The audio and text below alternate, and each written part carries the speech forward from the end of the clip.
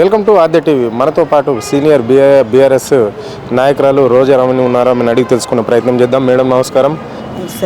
నమస్తే అరుణ్ గారు, బాగున్నారా? బాగున్నాం మేడం. చెప్పండి మేడం, మొన్న సీఎం అవాక్ చవాకులు పిలిచిండు, ఇష్టానుసారంగా ఆయన నోటికి ఏదొస్తే అదే మాట్లాడుతుండు బీఆర్ఎస్ నాయకుల పైన. దీన్ని ఎట్లా చూస్తారు మీరు? ఇప్పటికీ కూడా ప్రతిపక్ష హోదా పోయినట్టుంది. సీఎం అయినప్పటికీ కూడా ఏది మాట్లాడాలి, ఎలా మాట్లాడాలి అనే విజ్ఞతను కోల్పోయి నీ అవ్వ అనుకుంటా తెలంగాణ రాష్ట్రాన్ని తెచ్చి ఒక ఉద్యమ పార్టీ 10 సంవత్సరాలు ఏలడం అనేది అంత ఈజీ కాదు. అలాంటి ఒక సీఎంని తెలంగాణ రాష్ట్రానికి బాపు నేషన్ ఆఫ్ ద తెలంగాణ అనే పర్సన్కి ఆయన మాట్లాడిన సరే నువ్వు మాట్లాడితే ఏం తేడా ఉంది? నీకైనా విలువ ఉండాలి కదా. విలువ లేకుండా నీ ఎవ్వ అనుకుంటా ఆ భాష ఏంది, తోలు మటన్ మస్తాన్ అవి కొట్టుకునే అలవాటు బాగున్నట్టుంది ఆయనకి. అందుకే మటన్ మస్తానికి అది ఇది అంటున్నాడు.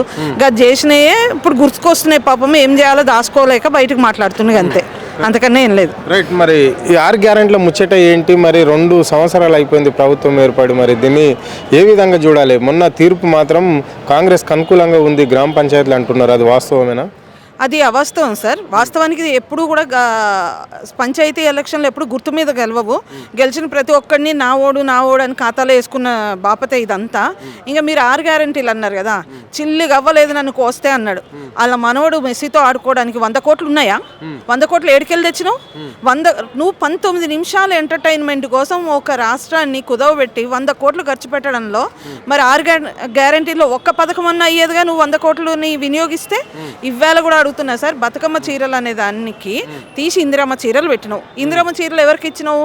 ఏడ ఎలక్షన్ ఉన్నాయో ఆడ పంచుతున్నావు. అంటే ప్రజాధనంతో నువ్వు ఓటు తీసుకోవాలని చూస్తున్నావు.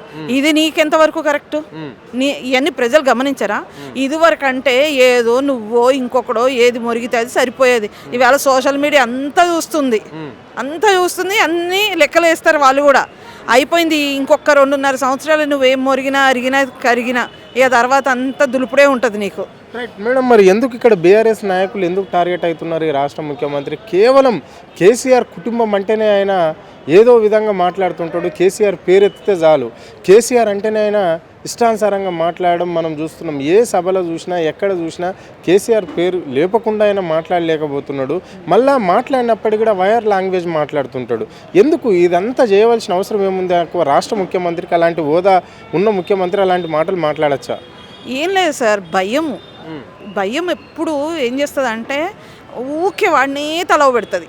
ఎంత భయం ఉంటే అంతసేపు వాళ్ళనే తలుచుకుంటాం. నిజంగా చెప్తున్నా, నువ్వు ఉద్ధరించేవాడివే అయితే తెలంగాణ రాష్ట్రంలో ఎవరు మాట్లాడితే నువ్వేం చేస్తావు? గజ్జయ్ ఏం చేసినావు ఈ 2.5 ఏళ్ళల్లో? ఒక్క దానికైనా చేసినావా? ఓ తులం బంగారం ఇచ్చినావా? మహిళకి 2,500 ఇచ్చినావా? కొట్టుకొని సావమని ఓ టికెట్ పెళ్ళానికి ఇచ్చినావు, మొగుడినేమో రేట్లు పెంచినావు. ఏం ఉపయోగం? నువ్వు ఏం చేసినావు చెప్పు ఇప్పటిదాకా. గీ ముచ్చట అంత వద్దు. నువ్వు ఆయన ఏంది ఈయనదేంది, మస్తానికి ఇస్తావా, మటన్ మస్తానికి ఇస్తావా, ఇవన్నీ వదిలిపెట్టేసాయి. అసలు నువ్వు చేసిన ఒక్క ఇంప్రూవ్మెంట్ చెప్పు. ఇవాళ ఒక్క కంపెనీ తీసుకొచ్చినవా? ఒక్కడికి నిరుద్యోగ భృతి ఇస్తా అన్నవి ఇచ్చినవా? ఏమి లేని దానికి అన్నిటినీ డైవర్ట్ చేయడానికి ఫాల్తూ భాష మాట్లాడుకుంటా ఒక పెద్ద ఆయనని నీ ఇష్టం వచ్చినట్టు మాట్లాడుతున్నావు. తెలంగాణ ప్రజలు హర్షిస్తారనుకుంటున్నావా? పో ఊర్లల్లా కొట్టకుండా రా, బయటికి నడుచుకుంటా వెళ్ళి తన్నులు తినకుండా బయటికి రా, మేము చూస్తాం. ఇదే సవాల్ ఇస్తున్నా బీఆర్ఎస్ పార్టీ నుంచి. నేను అంటున్నా, నువ్వు ఊర్ల పొంటి నడుచుకుంటా పోయి ఒక్క దెబ్బ తినకుండా రా చాలు. అదే ఈవేళ ప్రజల్లో నీ మీద ఉన్నటువంటి ఆవేశము.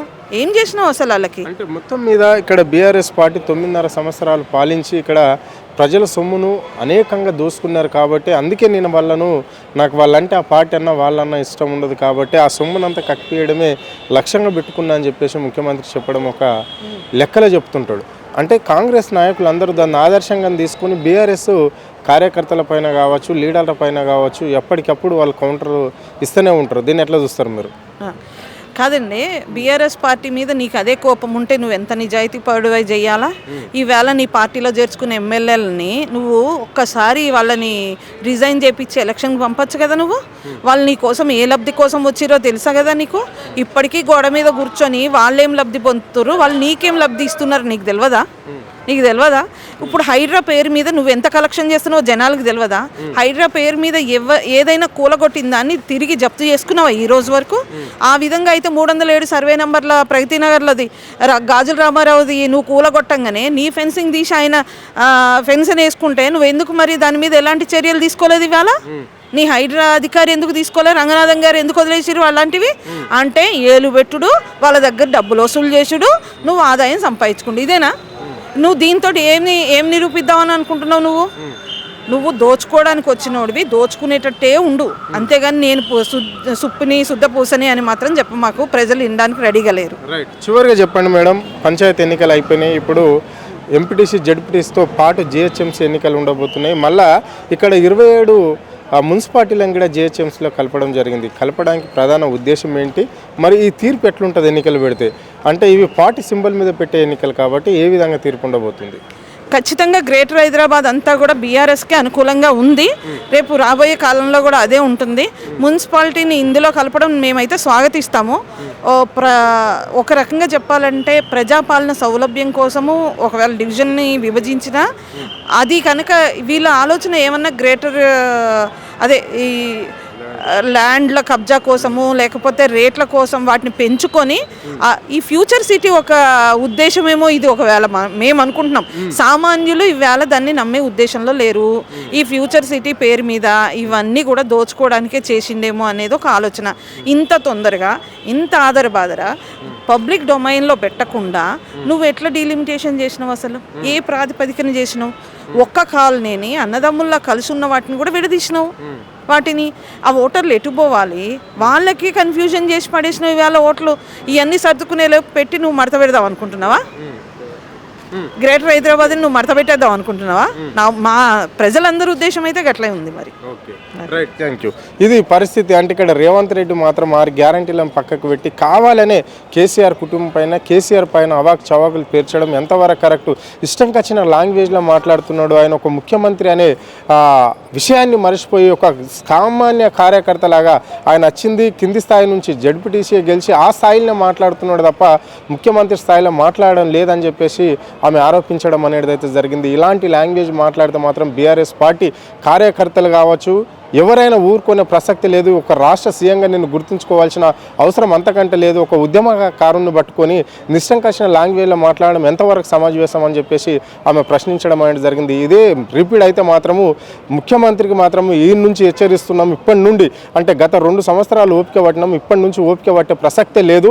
అవసరమైతే ఎంతవరకైనా సిద్ధంగా ఉన్నాము అని చెప్పేసి ఇక్కడ ఆమె సూటిగా రేవంత్ రెడ్డికి చెప్పడం అనేది అయితే జరిగింది. కెమెరా పర్సన్ రఘుతో అరుణ్, ఆద్య టీవీ, హైదరాబాద్.